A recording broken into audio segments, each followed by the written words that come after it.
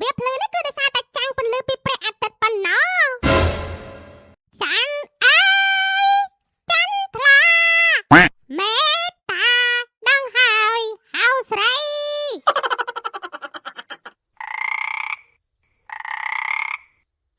បងសំឡេងអីគេមាញ់អូតាមបតោសត្វគិញគក់ទេហើយចុះឯងនេះមកស្រែកដាក់យើងនឹងមានការអីណែយើងស្ដាប់ឯងបានតែយើងមិនយល់ថាឯងកំពុងតែនិយាយអំពីអីគេទេឯងចង់ឲ្យយើងទៅមើលសំឡេងទឹកហូរនឹងមែនទេមិនអីទេចាំយើងទៅមើលប៉ាលូប៉ាលូ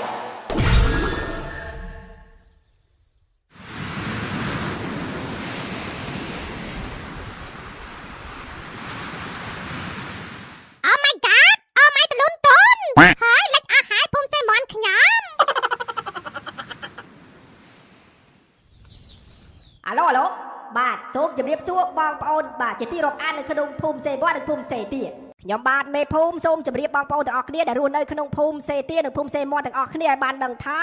បាទគឺថាទំនប់ខាងលើរបស់យើងនេះគឺវាធ្លាយបាទបាក់ទឹកដាក់ទំនប់នឹងគឺចេញមកដែលធ្វើឲ្យជន់លិចដល់ភូមិសេមាត់និងភូមិសេទារបស់យើងដូច្នេះហើយដែលធ្វើឲ្យខ្ញុំនេះគឺមិនអាចជម្រាបប្រាប់បងប្អូនមុនបានទេបាទអញ្ចឹងបងប្អូនសូមមានការប្រុងប្រយ័ត្នទាំងអស់គ្នាទឹកលេខយ៉ាងហ្នឹងហើយប្រហែលថ្ងៃទៅទើបអាចស្រក់លោកមេភូមិអូម្ដីនេះខាងពាក់ព័ន្ធគេពងឲ្យចាប់ផ្ដើមជួសជុលហើយបាទមេភូមិតោះទៅខាងមុខទៀតដើម្បីជម្រាបជូនបងប្អូនរបស់យើងឲ្យបានដឹងគ្រប់គ្នា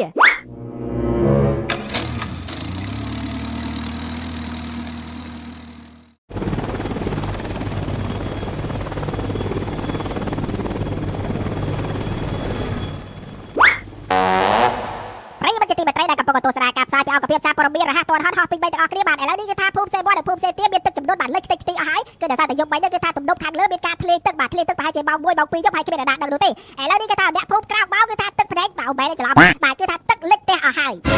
អូលិចអស់ហើយចាប់ហើយម្ដងនេះតោះពីឡត់ជួយហោះទៅក្រៅបន្តិចទៅដើម្បីយើងផ្ដិតទិដ្ឋភាពដោយផ្ទាល់ពីបងប្អូនប្រជាពលរដ្ឋដែលរងគ្រោះអូខេ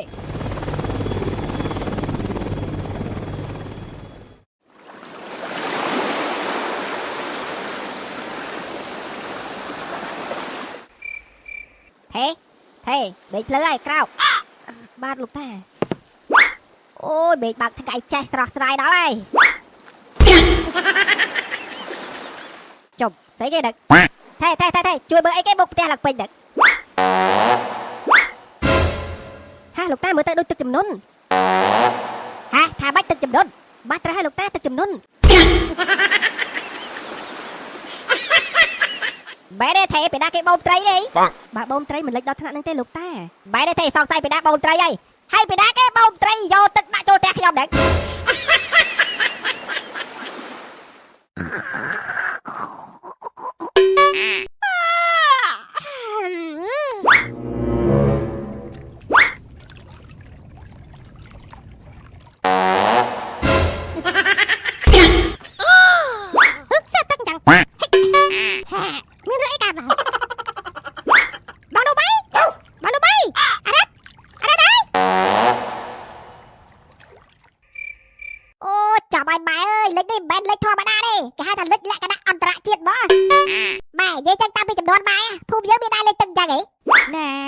កូនមិនទាន់កើតណាកាលពីចំនួនម៉ែអត់ដែលមានលិចទឹកអញ្ចឹងទេណាបេកយំមិនដល់មានលៀងទេហើយថ្ងៃវិញបេកបាក់ថ្ងៃចេះតែម្ដងដែរជ្រក់ខ្ស៊ីនយ៉ាបាច់ហើយអត់អីដែរចាលោកមេភូមិខ្ញុំអត់អីទេពីអ្នកកូនជ្រក់នោះអេមេភូមិអត់មានរេការផ្ដល់សញ្ញាតាមវិទ្យុ FM រ៉ាឌីយ៉ូផ្សាយប្រាប់ប្រជាជនអីតិចសោះឡើងស្កាត់ឆឹងបងដល់លិចមែនតែនដែលឲ្យពូសំតោបោក្មួយដោយសារតែយប់មិញអាទំនប់ទឹកយើងខាងលើវាបាក់វាធ្លាយទឹកចេញមកគ្មានអ្នកណាដឹងទេប្រហែលជាម៉ោង2ម៉ោង3យប់ដល់ពេលចឹងទៅពូក៏គ្មានព័ត៌មានជម្រាបប្រាប់ប្រជាពលរដ្ឋមុនដែរណែអាសម្លាញ់មិនមែនលិចតែឯងណាពីណាក៏លិចដែរមកដែរខាងក្រសួងពាក់ព័ន្ធគេកំពុងចាប់ផ្ដើមជួសជុលហើយចាលោកមេភូមិអរគុណដែលបានផ្ដល់ព័ត៌មាន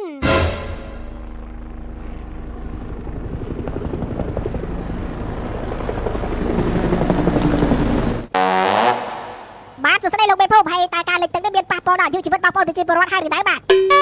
បាទដែលសារព័ត៌មាននេះឥឡូវនេះគឺថាមិនទាន់មានបងប្អូនណាម្នាក់រងគ្រោះដល់អាយុជីវិតដោយសារទឹកចំនួននេះទេហើយក៏មិនទាន់ដឹងព័ត៌មានទាំងអស់ជាក់លាក់ដែរឥឡូវនេះខ្ញុំកំពុងតែជិះទូកនេះដើរប្រាប់ព័ត៌មានទៅកាន់បងប្អូនប្រជាពលរដ្ឋរបស់យើង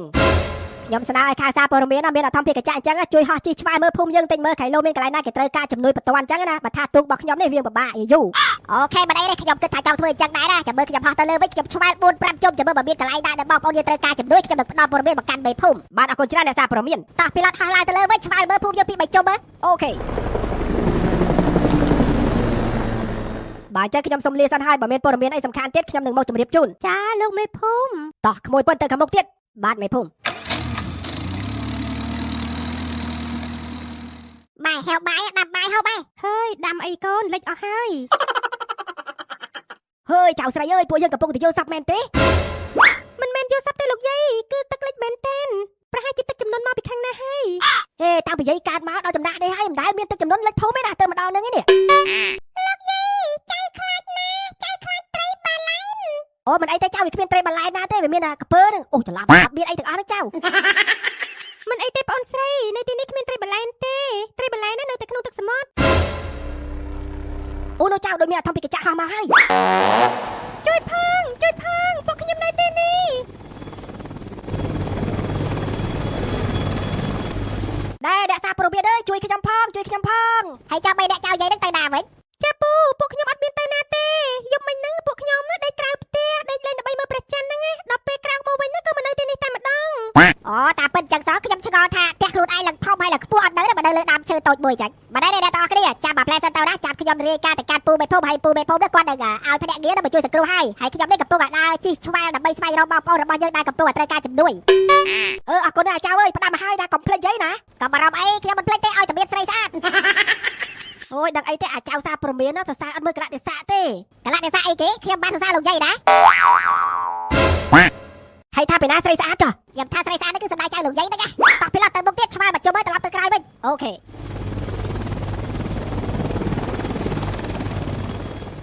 កាច់យោស្មានតែសរសើរឯងស្អាតមិនអីទេចៅតិចទៀតគេមកជួយយើងហើយ Hero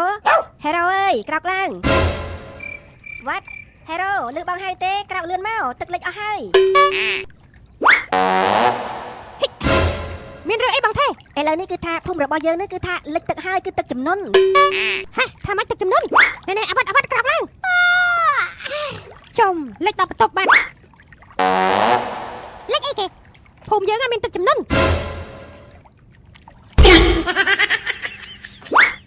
លិចអស់លីងហើយលិចពីពេលណាមកបងប្រហែលជាទៅលិចយប់មិញនេះទេ